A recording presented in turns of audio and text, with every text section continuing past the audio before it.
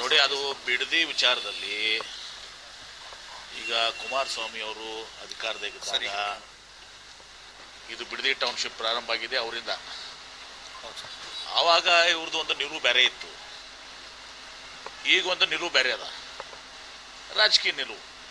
ಸುಮ್ಮನೆ D K Shivakumar ಮಾಡ್ತಾ ಇದ್ದಾರೆ ಅಂಥೇಳಿ ಮುಖ್ಯಮಂತ್ರಿಗಳು, ಅದು ತಮ್ಮ ಜಿದ್ದಾಜಿದ್ದಿ ವೈಯಕ್ತಿಕ ದ್ವೇಷ ಇದು.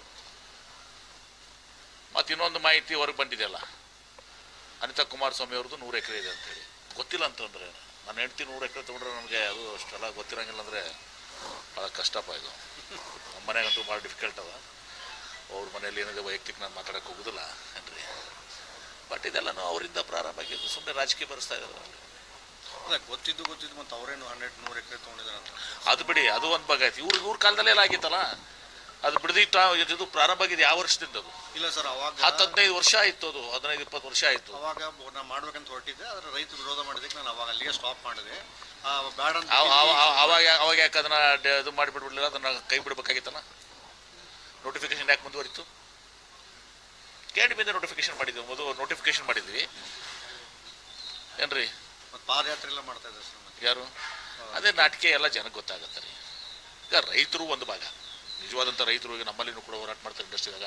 ನಾನು ರೈತರ ಬಗ್ಗೆ ನಾನು ಮಾತಾಡೋದಲ್ಲ ಏನ್ರಿ. ಆದರೆ JDS ಕುಮಾರಸ್ವಾಮಿ ಅವ್ರದ್ದು ರಾಜಕೀಯ ಇದ್ರಾಗ.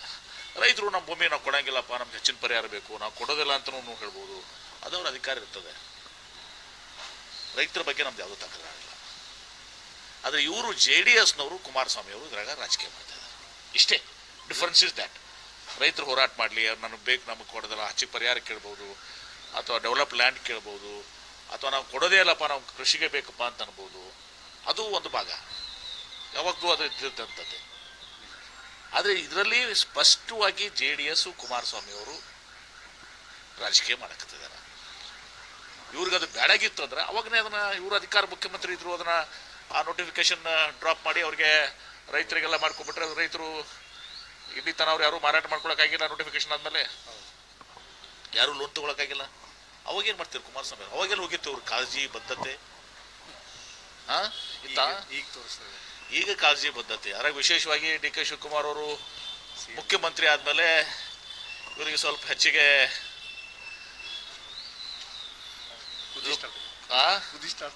ಸ್ಟಾರ್ಟ್ ಆಗಿದೆ. ಯಾಕಂದರೆ ಗೊತ್ತಲ್ಲ, ಯಾಕಂದರೆ ನಮ್ಮ ಒಂದು ಸಮಾಜದಲ್ಲಿ ಬೇರೆ ಯಾರು ಬೆಳಿಬಾರ್ದು, ಮೊನೋಪಲಿ, ನಮ್ಮ ಮೊನೋಪಲಿ ಇತ್ತು, ಆ ಮೊನೋಪಲಿ ಹೋಗ್ತದೆ ಅಂಥೇಳಿ ಇಷ್ಟೇ ರಾಜಕಾರಣ. Nothing sir. ಈಗ ಜನ ಅರ್ಥಕೊಂಡಿದ್ದಾರೆ, ಜನ ದಡ್ರದಾರ. ಅವ್ರಿಗೆ ಗೊತ್ತಿದೆ JDSನವರು, ಕುಮಾರಸ್ವಾಮಿ ಅವರು JDSನವ್ರು ಏನು ಮಾಡಿದ್ದಾರೆ ಎಲ್ಲ ಗೊತ್ತಿದೆ. ನಾನು ರೈತರ ಬಗ್ಗೆ ಮಾತಾಡೋದಲ್ಲ.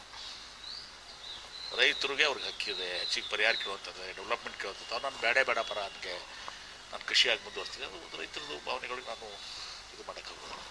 ಸರ್, ಈಗ JDS role is purely political with vested interest. ನಾವು ಇದ್ದಾಗ ಏನೂ ಮಾಡಲಾರ್ದೆ ಈಗ ಬಂದು ಉಪದೇಶ ಹೇಳುವಂಥ ಕೆಲಸ ಮಾಡ್ತಾರೆ, ರಾಜಕೀಯ ಮಾಡ್ತಾ ಇದ್ದಾರೆ, ಸ್ಪಷ್ಟವಾಗಿ ರಾಜಕಾರಣ ಮಾಡ್ತಾ ಇದ್ದಾರೆ. ರೈತ ಕಾನೂನಿದೆ, ಅದನ್ನು ದುರ್ಬಳಕೆ ಆಗ್ತಾ ಇದೆ. ಅಂದರೆ ಕೆಲವೊಂದು ಕಡೆ ಈಗ ನಾವು ಜಾಗ ತೊಗೊಳ್ಳೋದು, ಒಂದು ಹೆಂಗೆ 70% ರೈತ ಕೊಟ್ಟು ಕಡೆ ತೊಗೊಳ್ಳೋದು, ಇನ್ನು 30% KDB ನೋಡಿ. KDBನಾಗ ಆ್ಯಕ್ಟ್ನಾಗ ಹಂಗಾಗೋದಿಲ್ಲ. ಅದು KDBದಾಗ SUC ಅಂತಿರ್ತದೆ. ಆ SUCಯಲ್ಲಿ ಇವತ್ತು ದಿವಸ ನಾವು ಏನು ಮಾಡಬೇಕಾಗ್ತದೆ, 75% ಅವರು, 70% ಅವರು, 30% ಇದು ಅಂತೇಳಿ ಅವ್ರು ಇದನ್ನು ತಂದು ಕೊಟ್ಟು ಮಾಡಬೇಕಾಗ್ತದೆ. ನಾವು ಯಾವುದೂ ಕೂಡ ಇದು ಮಾಡಲ್ಲ. ಈಗ ಉದಾಹರಣೆಗಾಗಿ ನಾವು ಇಲ್ಲೇ ತಿಳ್ಕೊಂಡು ಈಗ ಮಾಡಿದ್ದೀವಿ. ನಾನು ಕೊಟ್ಟಿದ್ದೆ ರೇಟ್ ಎಷ್ಟೈತೆ ಅಂತೇಳಿ. ನಮ್ಮ ರೈತರಿಗೆ ವಿಜಯಪುರ ಜಿಲ್ಲೆಯಲ್ಲಿ ನಾನು ರೈತರಿಗೆ ಅವ್ರಿಗೆ ನಾನು ಮತ್ತೊಂದು ಕಡೆ ಭೂಮಿ ತಗೊಳ್ಳುವಂಥ ಶಕ್ತಿಯನ್ನು ಕೊಡಿಸ್ತೇನೆ. ಪರಿಹಾರ ಈಗಾಗಲೇ ನನಗನ್ಸ್ಬಿಟ್ಟಿಗೆ 25 ಲಕ್ಷ ಮತ್ತು ಇದು ಕೊಟ್ಟಿದ್ದೀವಿ ನೋಡ್ರಿ. ಅದರಲ್ಲಿ 2 ಲಕ್ಷ ರೂಪಾಯಿ ಇತ್ತು ತಿಳ್ಕೊಂಡ್ವಿ. ನಾವು ನೀರಾವರಿ ಇದು ಮಾಡಬೇಕು, ಅದು 15 ಲಕ್ಷಕ್ಕೆ ಹೋಗಿತ್ತು. ಈಗಾದರೂ ಕೂಡ ಅದು 15 ಅಂತ 20 ಥರ ಮ್ಯಾಕ್ಸಿಮಮ್ ಇದೆ. 25 ಕೊಟ್ಟಿದ್ದೀನಿ ನಾನು ಅಲ್ಲಿ. ಅದು KDB ಆ್ಯಕ್ಟ್ ಎಲ್ಲೂ ದುರ್ಬಳಕೆ ಆಗ್ತಾ ಇಲ್ಲ. ಕೆಲವೊಬ್ಬರು ಆಡಳಿತ ನೋಡಿ, ಇಂಡಸ್ಟ್ರೀಸ್ ಬರುವಾಗಂದ್ರೆ ಸ್ವಲ್ಪ ಅದನ್ನ ಆಗ್ತದೆ. ಈಗ ಇಂಡಸ್ಟ್ರೀಸ್ ಬರಬೇಕು, ತಿರುಗುಂದಿಯಾಗೂ ಕೂಡ ನನಗೆ ಅದು ಮಾಡಬೇಕು, ಇಂಡಸ್ಟ್ರಿ ಬರಬೇಕಲ್ಲ. ಯಾಕಂದ್ರೆ ಈಗ ನಾವು ಬೆಳಗಾಂನಲ್ಲಿ ನೋಡಿ, ಕಣಗಲ ಅಂತ ಏನಿದೆಯಲ್ಲ ನಿಮ್ಮ ಉಮೇಶ್ ಕತ್ತಿ ಕಾನ್ಸ್ಟೆನ್ಸಿಯಲ್ಲಿ, ಕರ್ನಾಟಕ ಮಹಾರಾಷ್ಟ್ರ ಬಾರ್ಡರ್ನಾಗ ಸ್ವಲ್ಪ ಜಾಸ್ತಿ ಡಿಮ್ಯಾಂಡ್ ಇದೆ, ಬಾರ್ಡ್ರಿಂಗ್ ಇದ್ದಾಗ. ಅದೇ ರೀತಿಯಲ್ಲಿ ರಾಯಚೂರಿನಲ್ಲಿ ನಮ್ಮ ಇದು ಏನು ನಮ್ಮ ಫಾರ್ಮಸಿ ಇದೆ, ಅಲ್ಲಿ ಜಾಸ್ತಿ ಡಿಮ್ಯಾಂಡ್ ಇದೆ. ಈಗ ವಿಜಯಪುರ ಜೋಲಾಪುರ ಹ್ಯೂಜ್ ಹೈವೇ ಇದೆ. ಗೊತ್ತದೆ ರೈತರಿಗೆ ತೊಂದರೆ ಆಗ್ತದೆ. ಆದರೆ ರೈತರು ನಾವೇನು ಪರಿಹಾರ ಕೊಡ್ತೀವಲ್ಲ, ಏನು ಆ ಪರಿಹಾರದಲ್ಲಿ ಬೇರೆ ಕಡೆ ಖರೀದಿ ಮಾಡ್ಕೊತ ಅಲ್ಲೇ ಬಾಜು ಖರೀದಿ ಮಾಡ್ಕೊತ ಶಕ್ತಿನ ಕೊಡ್ತಾ ಇದ್ದೀವಿ. ಅವ್ರಿಗೆ ಅನ್ಯಾಯ ಮಾಡ್ತಾ ಇಲ್ಲ ನಾನು ಬಿಜಾಪುರ ಇಟ್ಕೊಂಡು ನಾನು ಅನ್ಯಾಯ ಮಾಡ್ತೀನಿ. ಮತ್ತು ಇಂಡಸ್ಟ್ರೀಸು ಬರಲೇಬೇಕಲ್ಲ. ಈಗ ಕೆಲವು ಕಡೆ ಅನಿವಾರ್ಯ ಆಗ್ತದೆ, ಕೆಲವೊಮ್ಮೆ ರೈತರಿಗೆ ಅದು ಇರೋದಿಲ್ಲ.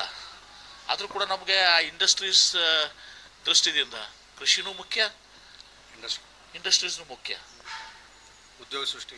ಯಾಕಂದ್ರೆ ಬೇರೆ ಸ್ಟೇಟ್ಸ್ಗಳು ಎಷ್ಟು ಥರ ಮಾಡ್ತಾರೆ, ಕಾಂಪಿಟೇಷನ್ ಇದೆ, ನಿಮ್ಗೆ ಗೊತ್ತಿದೆ ಅದು.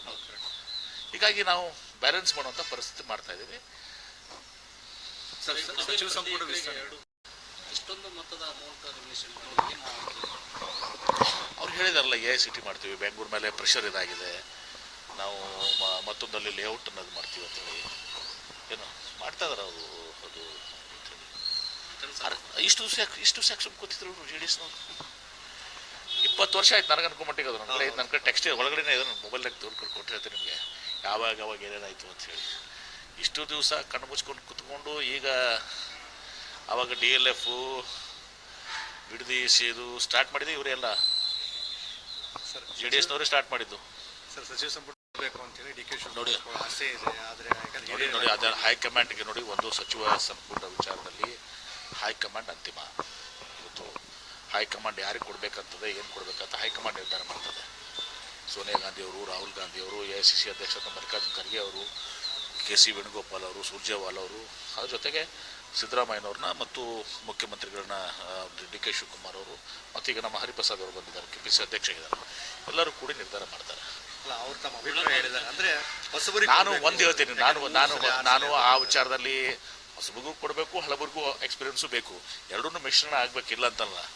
ನಾನು ಮಾತ್ರ ಸ್ಪಷ್ಟವಾಗಿ ಹೇಳಿದ್ದೀನಿ, ವಿಜಯಪುರ ಜಿಲ್ಲೆಗೆ ಇನ್ನೊಂದು ಮಂತ್ರಿ ಸ್ಥಾನ ಬೇಕು. ಅದು ಯಾರು ಕೊಡಬೇಕು, ಏನು ಕೊಡಬೇಕು ಅದು ಹೈಕಮಾಂಡ್ ನಿರ್ಧಾರ, ಅದು ನನ್ನ ಕಡೆ ಇರೋದಲ್ಲ.